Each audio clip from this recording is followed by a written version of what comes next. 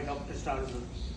So he put his hand on my shoulder. He was tall. He's tall. He was wearing a brown leather jacket. It was springtime, and blue jeans and a blue shirt. And he took me to his office, which was across the street. At that time, he answered the question because his autobiography was called The Puzzle People. The puzzle. So my question to him was, why have you named your autobiography Puzzle People? It's such a puzzling topic, and a title for a book, which is an autobiography. Yeah. So he said, whenever I operated on a patient, I was not sure what the outcome would be. When he died, some found the place, the best place in the world. They found love, respect, and they lived happily. And there were some people who found the world a swamp. They were so miserable, and every one of their vulnerabilities were exploited by them in ways they could never imagine. And I am puzzled. I remembered him when I was seeing the same effect in patients operated for lung transplant and patients who came for lung transplant. They didn't make it and they suddenly died when all their parameters were all doing well. So I thought that maybe there was one book which I had read earlier in my younger days called On Getting Well. It is by Carl Simonton, On Getting Well. So Carl Simonton was the first person who studied, whose wife was Stephanie Simonton, whose wife was a psychiatrist, and he was a surgeon. And they were interested in patients who showed regression of their tumors. So Carl Simonton wrote with his wife this book. And in the book, I saw that he had written over there that I have made every of the person who showed the regression to read this book. So I ordered this book on Amazon. The book cost $7, but I paid 10,000 and above something, 200 rupees for this book. This is the book I want to share with you. I want to curate it out. Now, this book, when I read it, I was stunned. This book has been translated into, was taken by Reader's Digest and translated into every language where Reader's Digest is published. Reader's Digest is also taken 20 books which are to be bound and preserved for posterity. Yeah. This is one of the books Yeah. of those. This is a book which has been recommended by the American Medical Association to be read by both the doctors and the laity, the learned and the lay. And this book, from this book, I have curated out some things which I think would help me and help all of us. Name of the book is what? The Will to Live. The Will to Live. The will The to. Will to Live by Arnold A. Hushnecker. This book was the bestseller for 35 years and has been now preserved for posterity by Reader's Digest. It's not available? And it was available. Then the next, when I gave it to one patient to read it, he ordered, he said it's not available. Today, I checked. I checked. today, it's not, today, so Anil, I told Anil this book, and he also, Yes. so it's not available, but we'll Xerox it and make हाँ a PDF करके scan करके if anybody wants to. Read. Sure. Amazon में try किया? किया नहीं. Sigmund And- Freud is yeah. the first guy to discover subconscious. The subconscious mind was discovered by Sigmund Freud. Subconscious mind is 7/8 of the mind. Conscious mind is 1/7 or 1/8 of the mind, what you call mind, vichardhara, as you call it, Yeah. as I know it. In that subconscious mind, there are two instincts. First, the instinct to live, and the other is the instinct to die. We are all born with that instinct. There are a lot of theories, psychiatrists will go into details about whether they are instincts or whether they are reactions to a situation or something. But we will, for our thinking, we will take them as instincts. The will to live is the instinct to survive, and will to die is the instinct to die. So that is in the 1/7, 1/8. That is in the 7/8 7/8 part. Oh, that This is is the in the 7/8. subconscious. Yes. Subconscious. Subconscious is much larger Right, right, okay. than the conscious mind. Iceberg. Yeah. Right, right. But Yeah. I didn't know which part this was falling into. The instinct to live is also called as creativity or love, or it gives you a loving purpose. The instinct to die is also called as the will to die, or it is called as destructive forces. Now creativity can be, the instinct to live can be turned outwards, it can be turned inwards. When it is turned outward, you have a Michelangelo. When the instinct to die is turned outwards, you have a Hitler.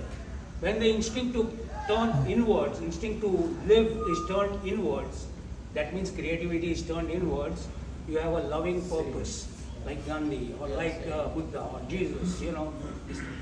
When the instinct to die is turned inwards, you have illness, you have death. If it happens acutely, you will have suicide. If it does not happen, if it happens slowly, it will produce an illness. So illness, as they have viewed it, or he has viewed it, is that it is generated whenever the instinct to live is subordinated by the instinct to die. Now question is now, but they are not opposed to each other, they go hand in hand. The instinct to live and instinct to die are both in your subconscious, they are both existing together. When the instinct to create, when the instinct to live gets subordinated, the instinct to die is going to produce illness or death. Now the question I want to ask you or myself is, what are the 3 common signs and symptoms of that the instinct to live is under an attack? First, feeling of fatigue without exertion. Many times you will hear patients saying, I'm so tired all the time. When I get up in the morning, I'm tired. When you feel that fatigue, think of an attack on your instinct to live. Fear without any cause. You will get up in the morning with palpitations. Or in the afternoon after a siesta, you will have palpitations. You have a general feeling of something impending doom. That is a signal that Fear. your instinct to live may be under an attack. Anxiety, if you look, it doesn't mean that these things are not real, that you are not feeling, but you will not be able to find the cause of it in the body. There won't be a diagnosis. Anxiety will show itself as sinus tachycardia, you will have ventricular premature contractions, you can have repeated injuries, short runs of VT. It's possible. There are 3, in Kapoor's language, there are 3 postgraduate signs for advance that the instinct to live is now under a serious threat. First one is that you'll have depression. You'll have depression. Depression is not the kind that George or Nirmala would be interested in. They are interested in major depressions. These are small depressions, psychosomatic, produced by failure, feelings of frustration, matrimonial disharmony, not the serious major depressions which require the help of a psychiatrist. Also, depression is not grief. Grief is different. Grief is normal. Everybody goes through certain periods of grief and resolves them. The second thing, which is guilt. There may be guilt. So anxiety, depression, guilt. Feelings of guilt can produce both depression and anxiety. When you feel that there is depression, anxiety, and there may be guilt in your mind. Now guilt, you will say, I will say that I have never done anything wrong in my life. I have taken patients and looked of them as God. I have treated them and my each surgery is like worship. Then what guilt can I have? There will be many guilts that you will have, as everybody, even Gandhi's life had a guilt. There are so many, if you read his autobiography, there were guilts when he was rushing into the bedroom when his father passed away, the guilts that things he behaved badly with his wife, so many times. Like I'm now taking Gandhi as an epitome of perfect living. Even he had several issues with guilt. Dr. Denton Cooley was guilty because his daughter came and saw him. He had 7 daughters. He's considered the world's greatest surgeon, cardiac surgeon in the world, Dr. Denton Cooley at Houston. Now he had 7 daughters. One daughter came to him, his 5th daughter, on the evening, and next day she committed suicide. You have guilt. So guilt will be there, and if guilt is there and it's bringing about anxiety and depression, then know that your instinct to live is under an attack. There are many psychosomatic diseases which are well known, like ulcers and bronchial asthma, hypertension. These are other signs which will point out to you that my instinct to live is under an attack. I want to go to the next question, is that how do I take care of it? How do I prevent the subordination of my instinct to live? How do I prevent it? The word that he has used is, he has used the word creation of purposeful arts. In other words, in simple language, create for yourself a hobby right now so that you can reach up to 100 without your instinct to live being subordinated. Now everybody calls me 100. I said, why did I choose the word figure 100? That is because which I talked in the previous reunion meeting, the word 100 is chosen because the second mantra of the Isha Upanishad says, Kurvan iha karmani jiji vishet shatagam samaha. Shatagam means 100. Create in your mind a burning desire to live for 100 years. Now Dr. Bernie Siegel from Yale University, cancer surgeon, Meenakshi and I were talking about it yesterday. He has shown that he asked 4 questions to see, because he got interested in those patients who showed spontaneous regression of their tumors. Most surgeons are not interested. If a lady comes with a breast tumor and if the tumor disappears, most surgeons will lose interest in it. If you have a brain tumor and the tumor disappears, so he took all these patients who showed spontaneous regression and formed a group called ECAP, Exceptional Cancer Patients. And he asked them several questions.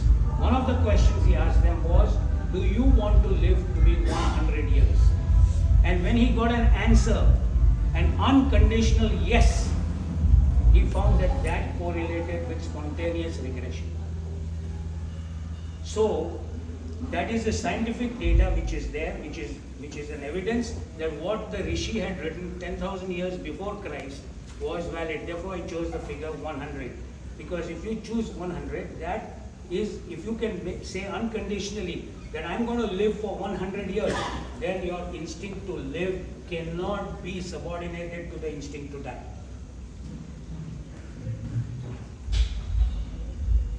Musical reading, like Mukesh is doing, musical instruments, creating an art at this point of time. Approach it as if it's your life. It's going to take you to 100 years. Writing, like I'm trying to do. Reading. Books somehow are awesome. Many people say, now I don't want to read any books. I mean, several of my senior patients tell me that I don't want to read. My father, what he did was, I gave him Elizabeth Kubler-Ross's book on death and dying. He magnified it and read it. And then just a few weeks before he passed away, he handed the book to me, saying, Jnanesh, drushti gayi, shrishti gayi. I won't be needing this book anymore. I have that book which he returned back to me. It was magnified for this. He read the book and maybe he prolonged his life to a great extent. I don't know. But that reading books will definitely help you to share and increase your pleasure of work and intensify the depth of your pleasures. To my thinking. Any specific books? Any uplifting literature. I would say uplifting literature, and any of the scriptures, you can read Bhagavad Gita, Bible, Quran, anyone.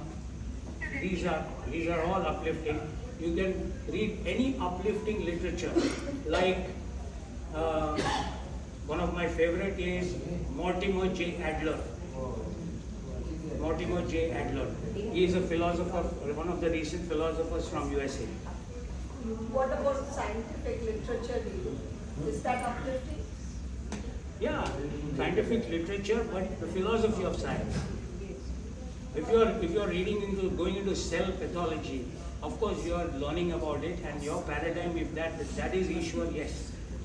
But a literature which will help you control the four primer. That's the next point. There are 5. Jnanesh, we have to leave. Yeah. Carry on. Thank you. No. Please. I won't get offended or anything. Just No, take for it. dinner we ladies Yeah. take dinner. Yeah.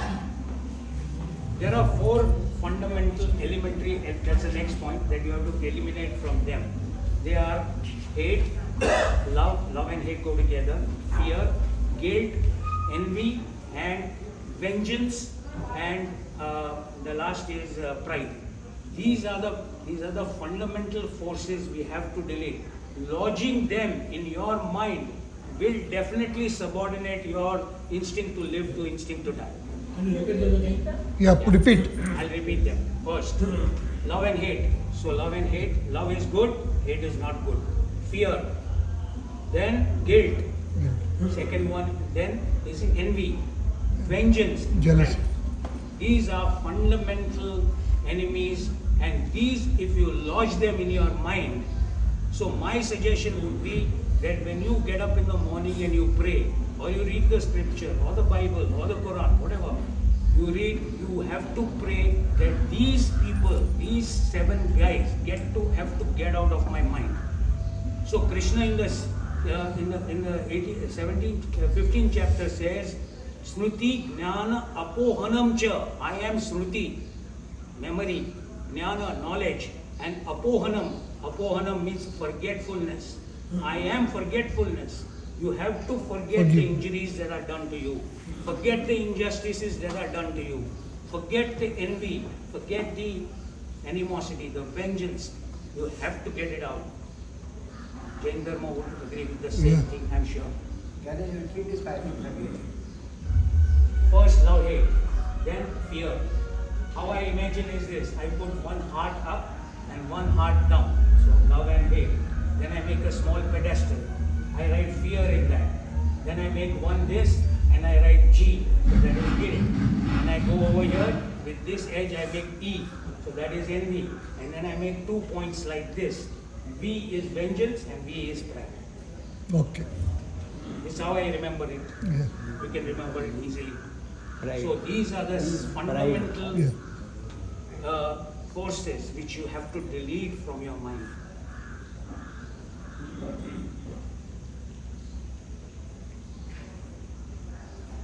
Love, we don't have to do. Only hate. Love is the essence of, not only as a physician for healing, it will heal you. It is the instinct to live, in my understanding. I think there is nothing greater than love in this world. Honest. What about greed? Bobby. Yeah, greed And is all the part of also. these. Negative. See, there are 3 gates of hell as described by Krishna. One is kama, that is lust. Lobha is greed, and krodha, 3. That is in the 16th chapter. Moha is the 7th one, the 4th one, but 3 are described by Krishna in the 16th chapter. Jnanesh Shad Ripu. Shad Ripu. 6 Ripu. Ripu means Shatru. Shad means 6. Yes, yes. Absolutely. Yeah.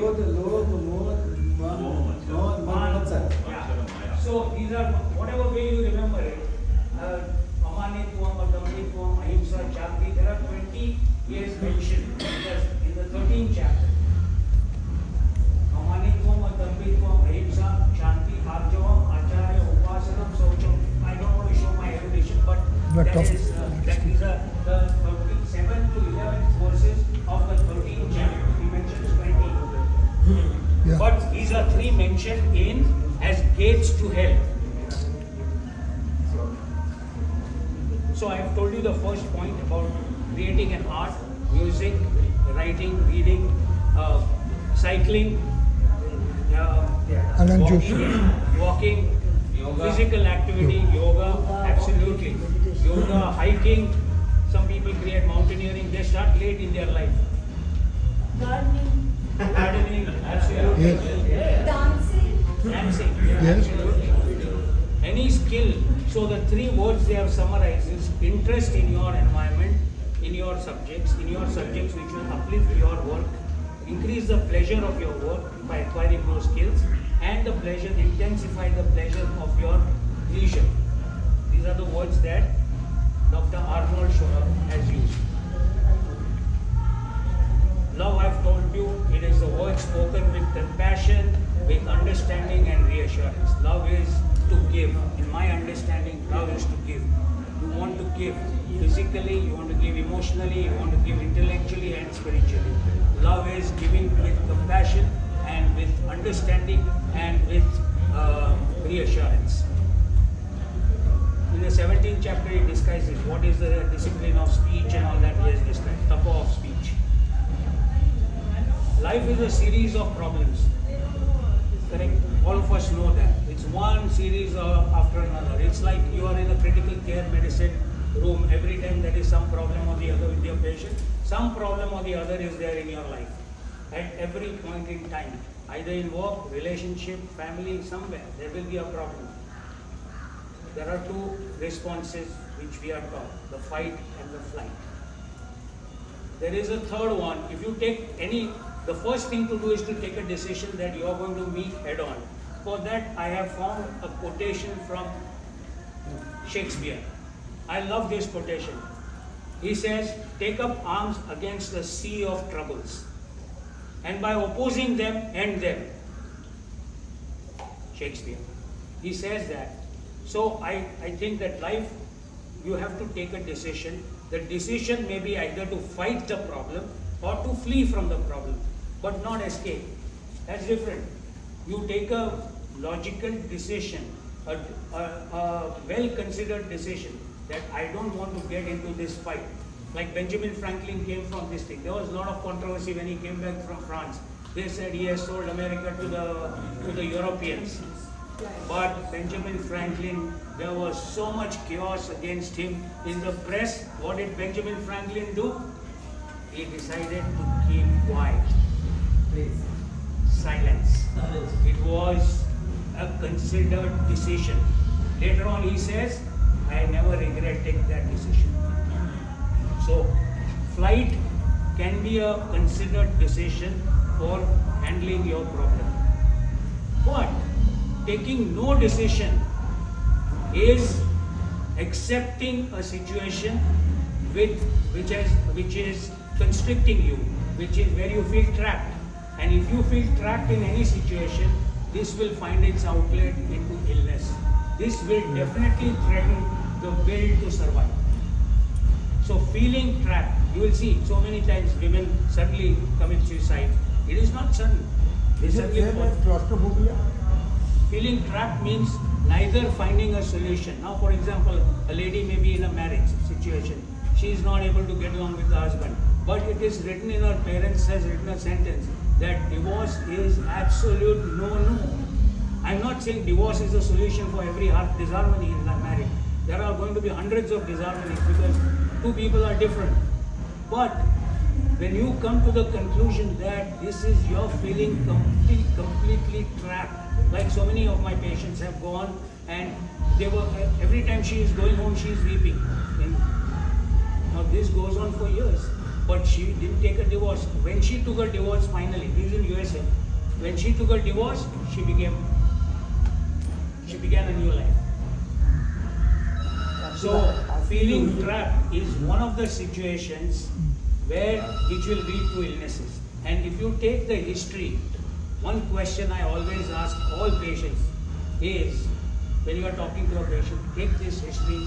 Says, has there been any event in your life in the last 5 years which you think was particularly stressful? Or were you in any kind of conflict, or were you trying to solve a problem in this last 5 years? You will find when you ask this question, suddenly the patient starts bursting into tears. And uncontrollably. Repeat the question. Repeat the question. When you are taking a history of a patient, you ask this question: has there been in your life in the last 5 years, any event which was particularly stressful, where you were in conflict with either at work or in your family, or were you trying to solve any problem? And the moment you ask this question, 8 out of 10 times the patient People will will open. burst into tears, because suddenly this thing, or she'll remain silent and look at the husband if the patient is a female, or this, and then they will exchange glances, and then they will share with you that their main concern was that my son is a homosexual.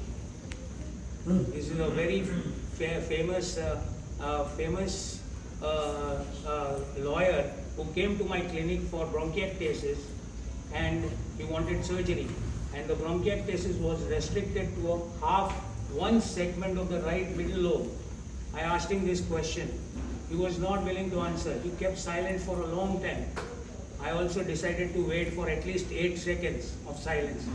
And then he said, my son is a homosexual. I came to know now. And his son is my son's best friend. Oh. So I was stunned. I told him, your son and my son are best friends. If your son is a homosexual, it's possible my son is also a homosexual. But I'm okay with it. I said, it's God, this thing. Luckily, my son is not. But on that day, yeah. Actually, unluckily, his son is not a homosexual.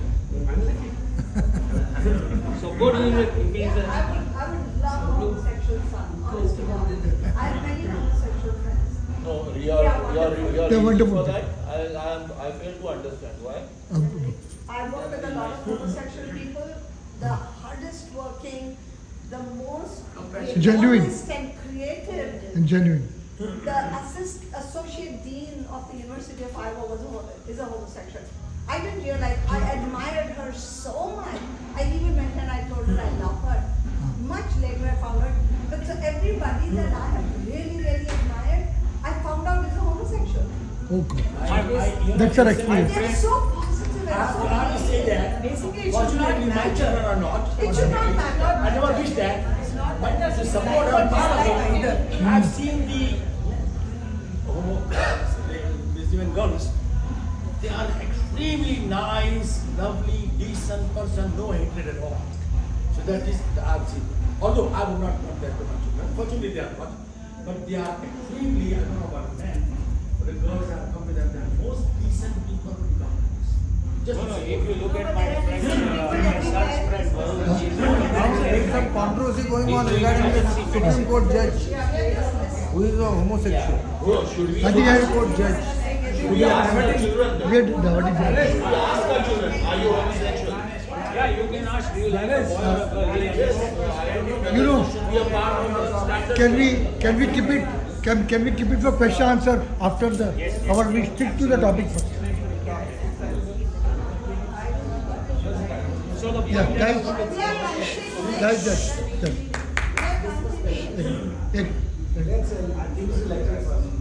so my point is that you have always a choice to take a decision. The decision should be to fight or flight, but do not be indecisive about the situation in your heart. So indecisiveness will lead to feeling of trap, feeling in conflict, feeling constricted, and will definitely produce illness in your body. Many a times you are too late to realize this. You are already admitted, you already had undergone a surgery. Then use the time for convalescence to reflect on what all things you would do otherwise. This is one other point I want to share with you.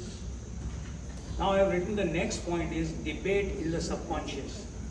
Death does not come from like a bolt from the blue. I will tell you the story little later of Dr. Neetu Manke. We always get a premonition. There will always be a premonition of death. I am dealing with death. Yamaraj is my friend. Okay. I can tell you honestly that he has never taken anybody who has not told him yes. If you tell him that I am busy, he does not touch you. We get a premonition for death, a momentary desire to escape.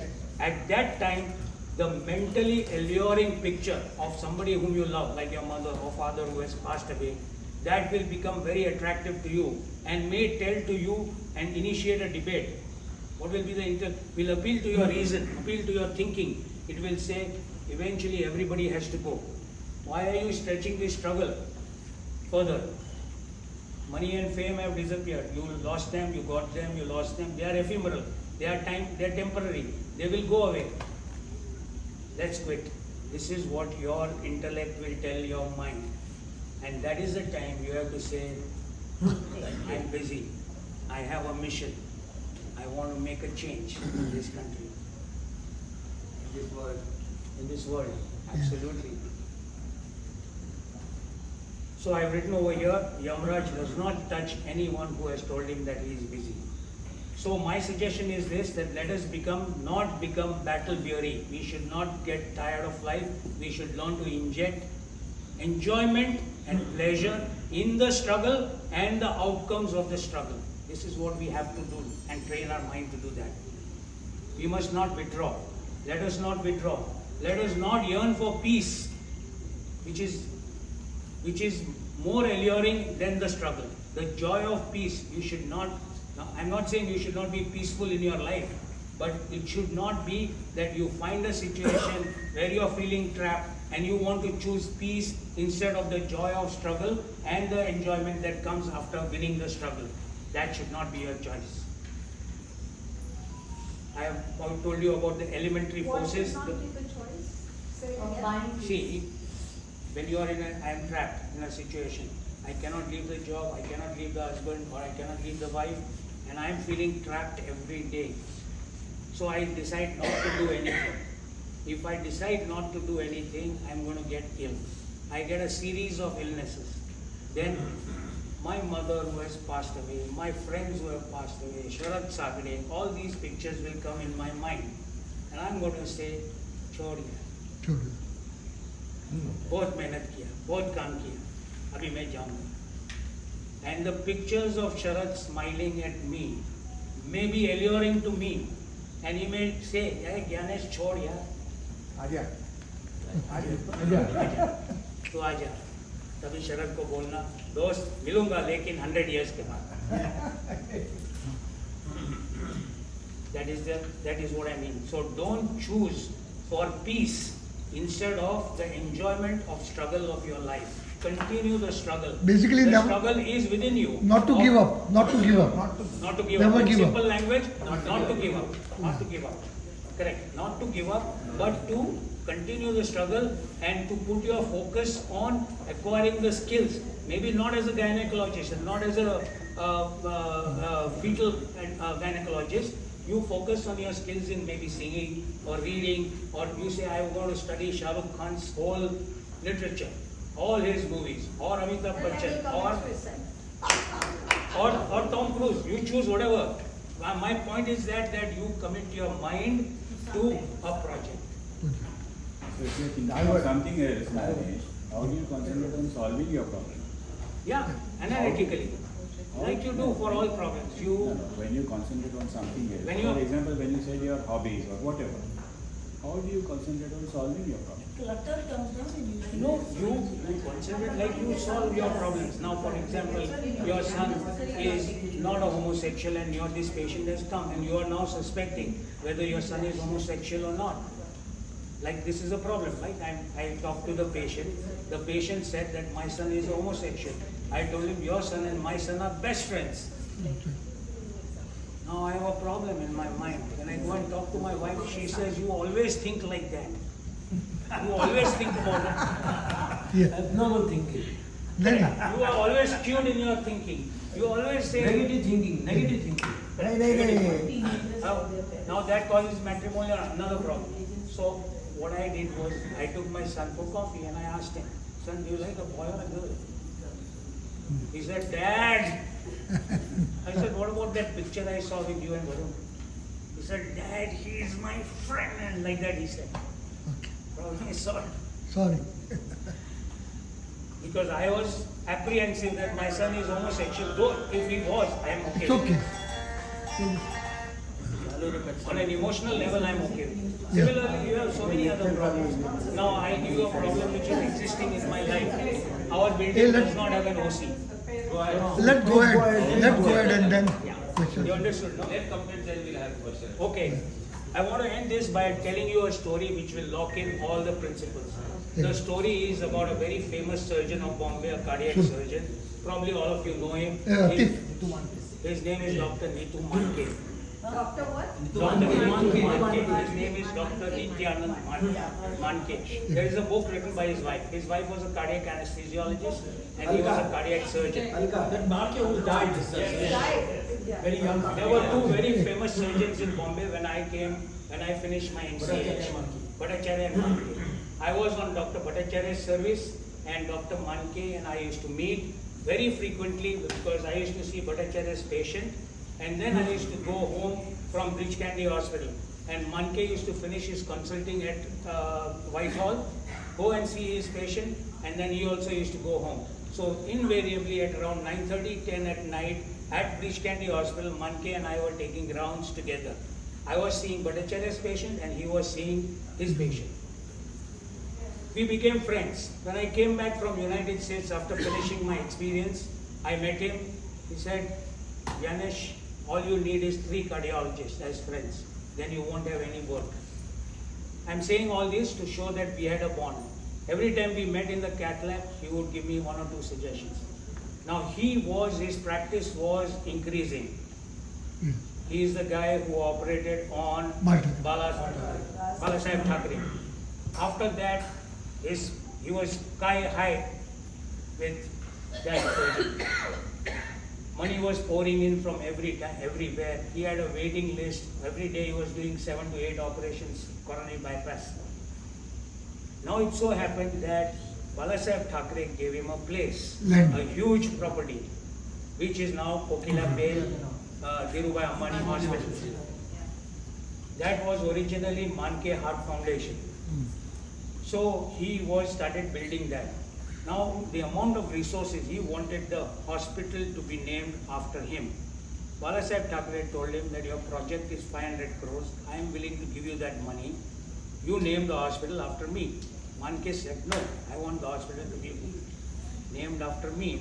And he started collecting money because it was beyond him. I don't think cardiac surgeons can earn that kind of money, like 400 crores or 500 crores. So he started collecting money. He went to Balasaheb Thacker, his daughter-in-law invited all the stars of Bollywood.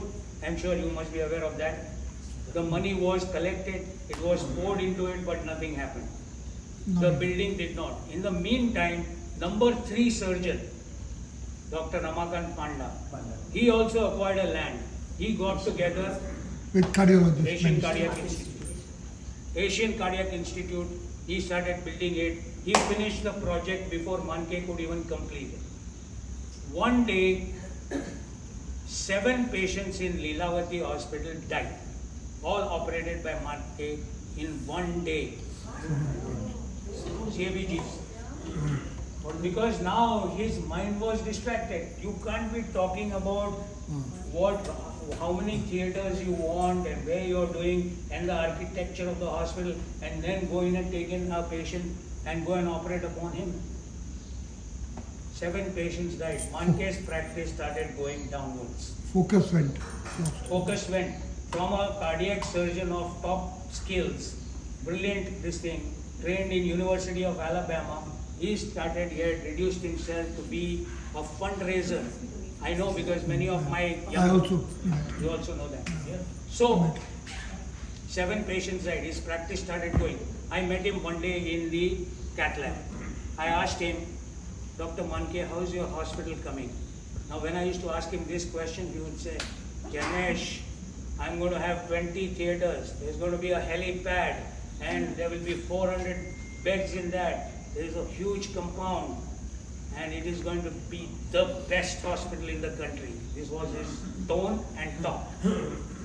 On that day when I asked him, Dr. Manke, how is your hospital coming? He said, yeah, chal raha hai.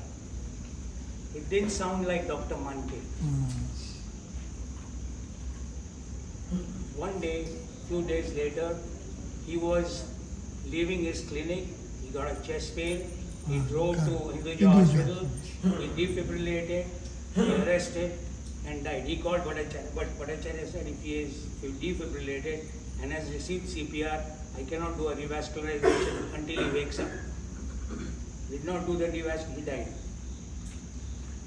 Now, you would think that he did not have a premonition, but he had a premonition because he had increased his life insurance to 8 crores 6 months before he died for his wife, because that was his investment in that hospital. That was his life insurance. Plus, in his pocket there were anti-anginal, there was sorbitrate lying in his pockets. He was an athlete. He died at the age of 53, but he was an athlete from his university, Nagpur University. He was an athlete. An athlete with a premonition. He was trapped. He was trapped in the loans that he was taking. He had taken for building that hospital. He was trapped with his Manke Heart Foundation. He could not find a way. He did not fight that, neither did he fly from this. He should have flown. He should have gone to Balasai and taken it. What was the end result? The instinct to live got subordinated to the instinct to die, and he died. I want to tell you last story before I end this talk. Is that of a Dr. Nallaji Palani Swami. For those who don't know him, he is from Coimbatore. He is the owner of Coimbatore OI Medical Center. He was 78 years old when I'm telling you this. He is one person who is responsible for KMCH, which is now as a public limited company. It is called OI Medical Center and Hospital. It's a public limited company. It's doing well. The shares are all skyrocketing. Nallaji Palani Swami got COVID. The COVID progressed rapidly. His whole lung became. He was not able to breathe. He came to the hospital, to the emergency, and he was intubated.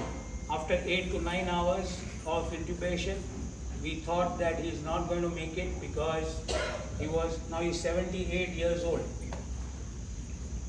He was not able, so we decided that we'll put him on ECMO. So we put him on ECMO. For those who don't know, extracorporeal membrane oxygenation. It is an artificial lung. What dialysis is to kidney, ECMO is to lung. It's an artificial lung. It takes the blood from the body, oxygenates it, and returns it to the body. He was put on ECMO. For 16 days he was on ECMO. Nobody thought we could wean him off, but slowly we could wean him off. I knew from day one that this man is not going to die. No matter what everybody said. Why? Because he had just built a medical college. There is a KMCH medical college which he was working so hard to inaugurate. I said, I knew that this man will not die based on, I didn't know this is intuitive knowledge. And this guy was weaned off at the end of 16 days from ECMO, then another 2 months weaned off from, he is today working, the medical college got inaugurated and students have already joined. But so was Marquis sir working to build the hospital. But then he got trapped. The loans were beyond his capacity to deal. Every His day. income and all, the finance calculations were not correct. His dreams were there, but he could not get them. Too high dreams. We heard that Too high dreams. Too high. all the corporate I'll give a simple example. If there is an athlete who is good, but who is only has the capacity to run 10 kilometers and he runs 50 kilometers, what is he going to do? He's going to collapse. Something like that. Listen, I joined from half the talk, so I may not know what was spoken earlier, but I just want to ask you one question because recently from WhatsApp University there was a clipping. He said that the only way to be happy is to adopt a formula of flash. I think. What is that? Flash. Flash. Remember flash words for you. I think this exactly is what Jnanesh has taught. He said that remember these 5 letters flash. Flash is French. First and foremost is Flight. friendship. Friendship. And that friendship is the topmost. And that's why Second is love. There was saying in that अगर दिल खोला होता यारों के साथ तो न खोलना पड़ता औजारों के साथ. Number 2, second is Love. L. L is learning. What he said. Even if you have achieved anything, you just go on learning. Yeah. Third is art. Try to develop art. Whatever, irrespective of your age, try to develop art. Then I don't know S. So I come to inquire what is S. And before that, last one is help. Be helpful. Whatever condition you are. So try to help. So help, not necessarily that you give 5,000 rupees to a person. You do little this thing. Somebody sitting, get a glass of water, give to him. That is also help. So I just want to know. I don't know what is the Love. S. Smile. So Smile. I want to know. S is smile. S is smile. Now get me a glass of water. मेरी bottle दे